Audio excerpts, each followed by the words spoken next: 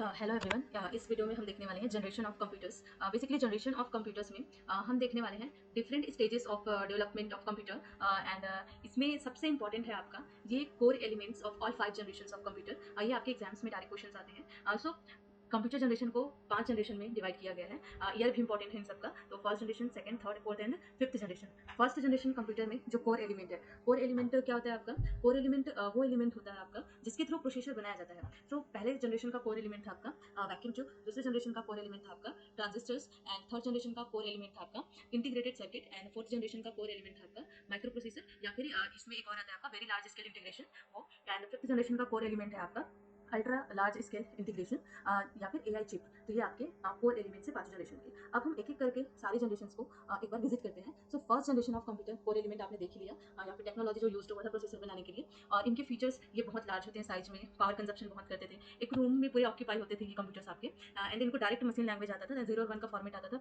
That means यहाँ पर कोई भी कंपाइलर या इंटरप्रेटर की जरूरत नहीं पड़ती थी आपको, डायरेक्ट कंप्यूटर की लैंग्वेज में हम बात करते थे उनसे। सो इसमें एग्जीक्यूशन आपका काफी फास्ट होता था। लेकिन ये जो फर्स्ट जनरेशन के कंप्यूटर है वो काफी एक्सपेंसिव होते थे आपके।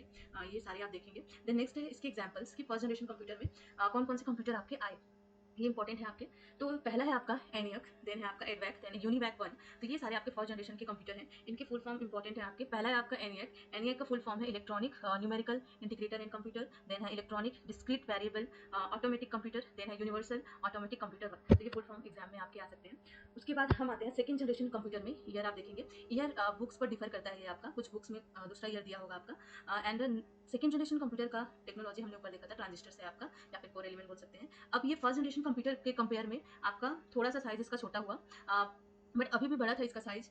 एंड ये अब असेंबली लैंग्वेज समझने लगा। तो ये लैंग्वेज इंपॉर्टेंट है आपका। आपका ये कोर एलिमेंट इंपॉर्टेंट है, ठीक है। बाकी तो आप एज कंपेयर करके बना सकते हैं। एंड इसमें जो कंप्यूटर्स आए आपके वो IBM का 14001 वर्जन, IBM का 7094 वर्जन, CDC का 1604 वर्जन। एंड थर्ड है आपका third generation computer integrated circuit, इसका कोर एलिमेंट था।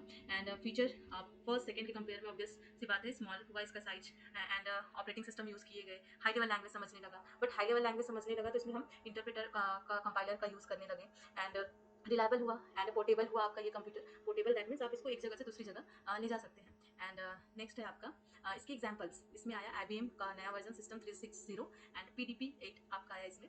देन है आपका फोर्थ जनरेशन कंप्यूटर। इसमें माइक्रो प्रोसेसर आपका बना, कोर एलिमेंट के रूप में यूज हुआ। एंड इसी को हम वेरी लार्ज स्केल इंटीग्रेशन के नाम से जानते हैं। बेसिकली इसका भी आपका साइज छोटा हुआ, जो कोर एलिमेंट है उसका। नेक्स्ट है इसकी स्पीड उन तीनों के कंपेयर में ज़्यादा हुई। साथ ही साथ ये हमको GUI, इसका फुल फॉर्म होता है ग्राफिकल यूजर इंटरफेस, ये प्रोवाइड करने लगे। साइज उन तीनों जनरेशन के कंपेयर में काफ़ी कम हुआ आपका। पावर कंजप्शन भी कम हुआ, ज़्यादा पोर्टेबल हो गया आपके ये कंप्यूटर, एक जगह से दूसरी जगह इजीली ले जा सकते थे।